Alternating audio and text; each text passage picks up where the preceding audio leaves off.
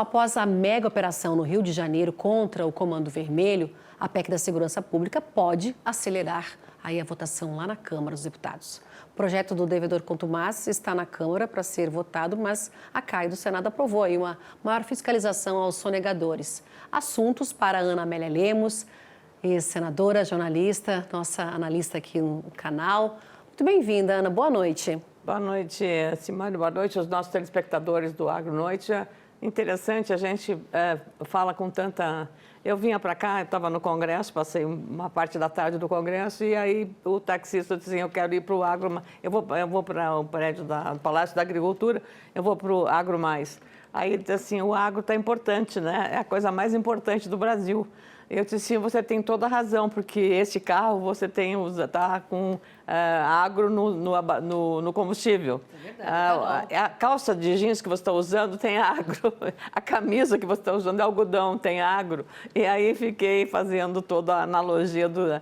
Então é muito bom, né, que as pessoas tenham consciência de que o agro está presente na vida. Está despertando isso cada vez mais, exatamente, né, Ana? Exatamente. Então os assuntos todos são esses. Mesmo num dia, por exemplo, como hoje, que a gente está aí com esse impacto do Rio de Janeiro, mas eu queria até registrar uma atitude do deputado Fraga, aqui do Distrito Federal, que até chamado um dos líderes da bancada da bala, né, no sentido de que ele defende, ele é contra o desarmamento e tal, vem da área da polícia. E ele estava presidindo, eu estava lá no plenário da Câmara, Simone, quando, claro que a exploração política do episódio trágico, lamentável, todos os aspectos condenáveis no Rio de Janeiro, e estava exatamente do embate, né, de direita e esquerda, e ele chegou e disse, olha, a gente tem que tirar esse conteúdo político, ideológico desse tema que é grave, e tocar e aprovar e trabalhar e aprovar a projetos de interesse nacional agora nessa casa. Eu achei aquilo vindo de um deputado, né, que é identificado como da chamada bancada da bala, tem uma atitude sensata, então é nessa hora que os líderes se destacam. Então, independente pela posição moderada e adequada que ele tomou no comando da sessão daquele momento. Então, realmente isso é uma coisa importante que a gente ainda tem parlamentares que estão preocupados com botar o jogo, a bola no centro para recomeçar uma partida que é um desafio para todos nós, né? Esquerda, direita, centro, todo mundo tem que se ater a cuidar disso, né? Nós não podemos normalizar uma situação como essa que aconteceu hoje no Rio de Janeiro. Pois é, né, Ana? E você, qual é a tua avaliação? Essa PEC da segurança pública, ela vai andar agora? Porque a gente vê toda esse questionamento, né? Lamentável, Simone, o lamentável que eu acho é que nós fazemos todas as decisões, são casuísticas. É verdade. Chega um problema, você bota toda a cabeça e energia naquele problema.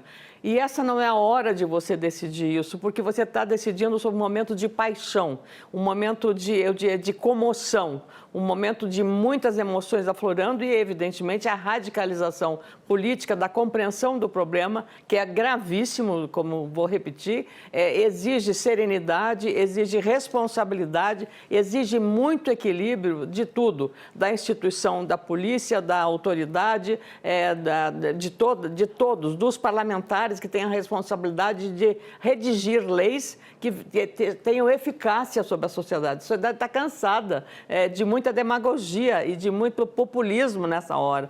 Vou fazer. Ela não vai resolver, a lei em si não vai resolver. O que vai resolver é uma mudança de comportamento das pessoas em relação a entender que isso é grave e é um problema de todos. Então, daqui a pouco você vai ter um filho assassinado na rua por conta de um celular, como aconteceu aqui em Brasília, uma cidade que ainda nós podemos dizer, eu moro aqui há muito tempo, é uma cidade segura. Agora, quando você vê no coração de Brasília, no plano piloto, na zona residencial do plano piloto, um adolescente que sai da escola com o celular e leva uma facada e morre ali na calçada. Então, essas coisas estão chegando perto de todo mundo. Então, não é possível você conviver pacificamente, mas também não pode transformar isso de que o embate no Congresso vai se resolver dessa forma. Não é dessa forma que você vai resolver. Então, nós temos que olhar isso com muita responsabilidade e eu temo que o casuísmo não dê qualidade à legislação que vai ser criada em torno dessa matéria. Vamos a ela, então, com a repercussão da operação policial no Rio de Janeiro, que resultou, então, em mais de uma centena de mortes. O presidente da Frente Parlamentar da Agropecuária, deputado Pedro Lupion, Ana, ele defendeu, então, uma composição nacional para enfrentar as organizações criminosas. Ao se filiar, então, ao Partido Republicanos, o líder da bancada do Agro comentou, então, a votação no Congresso da PEC da Segurança Pública enviada pelo governo federal. Vamos ouvi-lo. Eu, particularmente, entendo que a PEC da Segurança Pública não pode tirar a responsabilidade dos estados e não pode tirar a atribuição dos estados. Nós vamos ter um amplo debate dentro do Congresso Nacional. As ações de ontem acabam botando essa pauta como uma pauta extremamente prioritária para o país. O presidente Hugo Motta tem essa consciência também e nós vamos trabalhar agora para que a gente consiga ter uma grande composição nacional, conformação nacional para resolver o problema de segurança pública. Está muito claro que a gente não pode ficar na mão das facções. Tirar ou não a mão o poder do Estado, Ana, te pergunto, tirar ou não o poder do Estado ou todo mundo trabalhar juntos? Como é que fica isso? O problema é tão grave que se o país todo não se juntar, não vai ter solução. Se não se juntarem Poder Judiciário, a polícia, o Estado, o município, a União, o governo federal, nós não teremos solução. As escolas, a educação, a civilidade, a educação para o respeito entre as pessoas, um ambiente de pacificação no país, porque isso começa lá embaixo, no jardim da infância, e vai subindo, vai subindo. Então, se nós não tivermos essa situação, e você precisar ter um policial na frente de cada escola, você está mostrando exatamente que você está vivendo num crime. Quantos crimes nós vemos acontecer dentro de escolas? Que seria um recinto sagrado, né? Ou dentro de um hospital mesmo, chega um bandido para executar um adversário, um concorrente lá dentro de um hospital público. Então, a sociedade, toda ela junta, tirando todas as suas tendências ideológicas, religiosas, o que tem que se concentrar num consenso mínimo para tratar. Então, de novo, cumprimentos ao senador, ao deputado Pedro Lupion, que é o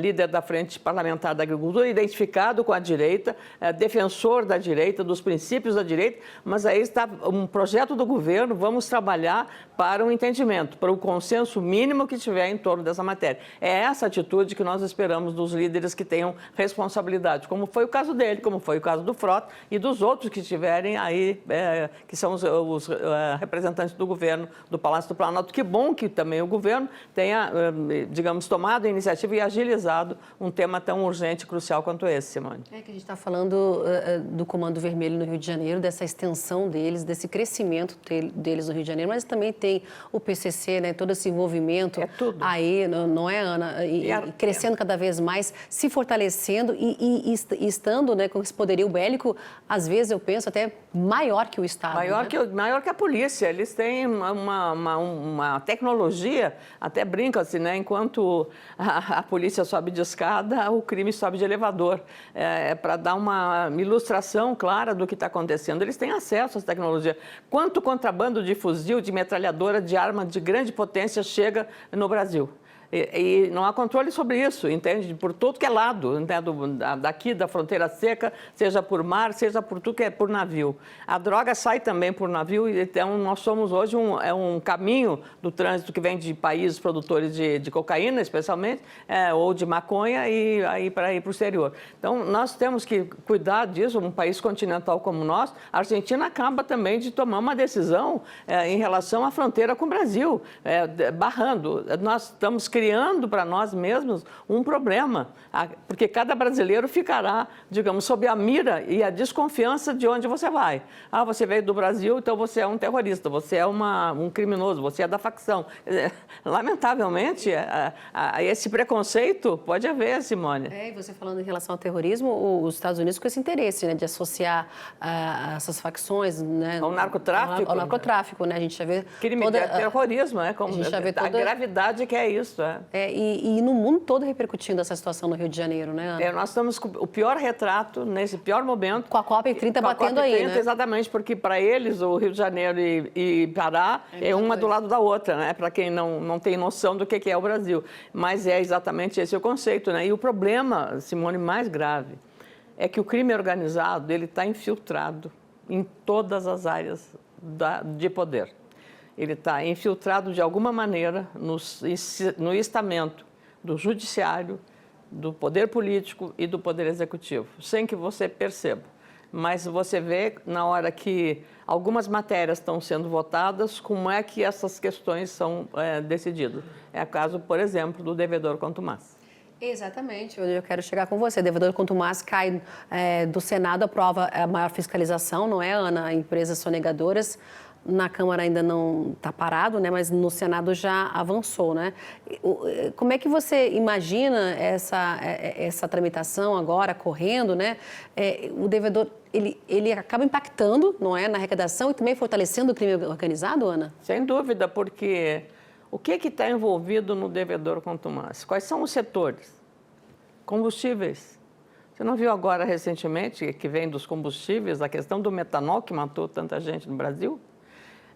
A questão da sonegação, abre um distribuidor aqui, na hora que chega a fiscalização para executar, fecha a porta e abre com outro CNPJ em outro lugar, o mesmo grupo. E isso é alimentado pela lavagem de dinheiro do crime organizado através de uma área que é bastante comum. Qualquer esquina tem um posto de combustíveis. Então, combustíveis, bebidas e também cigarro. Aí através de contrabando e descaminho. Então, esses 3 setores são os setores, digamos, nevrálgicos do processo do devedor contumaz. Não está se discutindo aqui. E lá dentro do Congresso você já tem identificado quais são os elementos políticos que estão defendendo a derrubada desse projeto.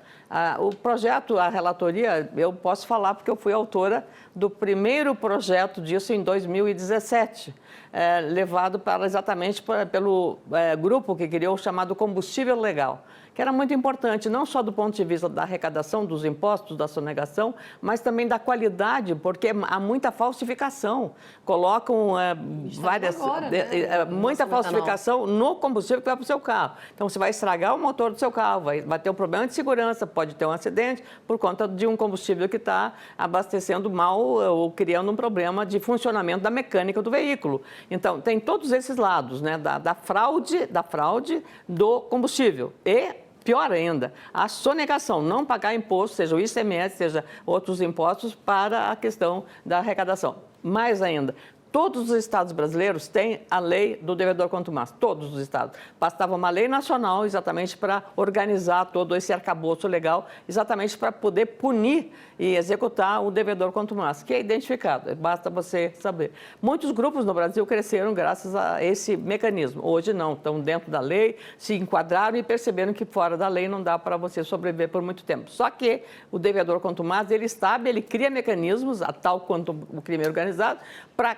dar sempre o pulo na frente, quando chega a autoridade para executá-lo, ele dá o pulo na frente, sai e não deixa marcas. Então, esse é o problema.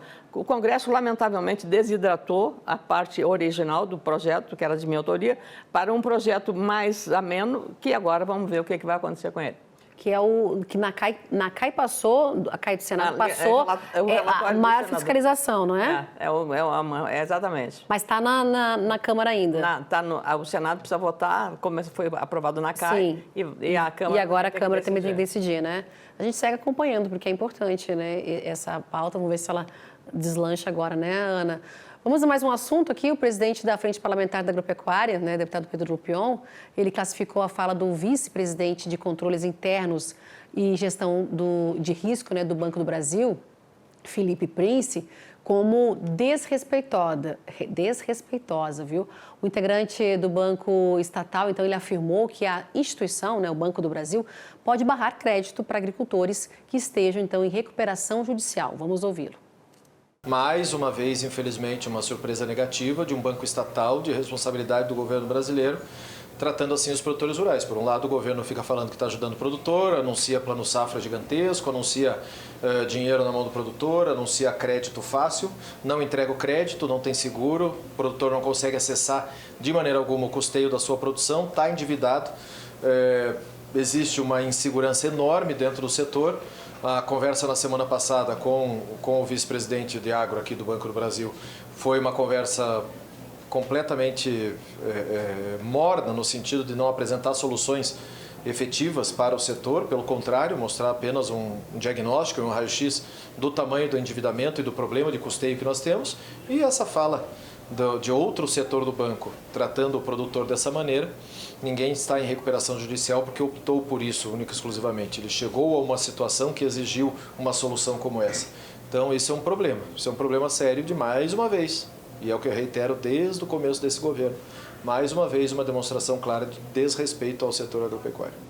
Ana, depois dessa repercussão aí da fala do integrante do Banco do Brasil, o Banco do Brasil, a instituição, né? Ela, a maior instituição do crédito que financia rural, o agronegócio, oficial do agronegócio. Então, o Banco do Brasil, ele reafirmou que se compromete, então, com o desenvolvimento sustentável do agronegócio, que é o maior financiador, então, do setor. Em nota, o banco informou que a recuperação judicial é um instrumento legítimo, a gente sabe disso, né, Ana? Legítimo, e deveria ser utilizado somente em casos extremos. Porém, em algumas situações, o uso está sendo desvirtuado. Com a recuperação, o financiamento para clientes fica restrito devido, então, à elevação do risco. Para o banco, isso é feito para proteger a sustentabilidade dos negócios em qualquer setor econômico. Ana. Esse é um problema que eu conheço um pouco, porque certa vez um cliente do banco me mandou uma carta dizendo que ele estava com a ficha suja. Nós temos na política o ficha limpa. Na relação com o banco é o ficha suja. O que quer dizer o ficha suja? Se um cliente, que é um bom cliente, num determinado momento da excepcionalidade, como mencionou a autoridade do Banco do Brasil, na excepcionalidade tiver um problema, não, isso faz parte, não é assim. Desde que o cliente entre com uma ação, ele vai ficar marcado e ele não vai mais ter operações com a instituição.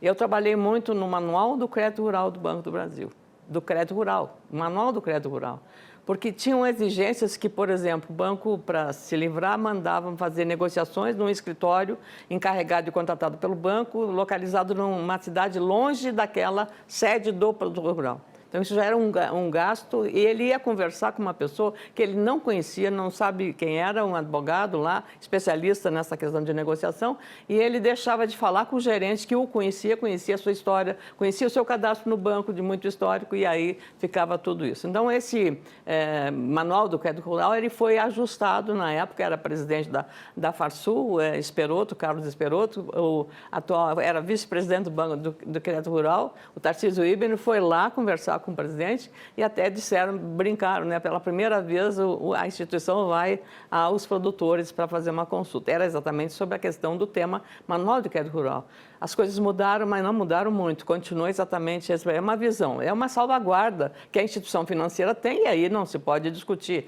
É a regra, mas a regra às vezes é dura. E ele admite uma excepcionalidade apenas em casos muito específicos. Ou seja, daquele que teve um único episódio agora porque houve uma enchente ou porque houve uma estiagem e ele perdeu a safra. Então, aí o banco vai... Porque o banco está salvando o seu dinheiro também, ele está salvando o seu dinheiro. Então, ele precisa, mas ele não quer estabelecer uma regra geral para todos aqueles que entraram em recuperação judicial. Entendendo o banco, pela nota que a autoridade está falando, que existe um uso inadequado do instrumento para se beneficiar em situações que são recorrentes. Simplesmente isso. Então, tem que ter muita cautela nesse caso, todo mundo tem que agir adequadamente, mas sempre acorda, como diz o ditado, rebenta no mais fraco.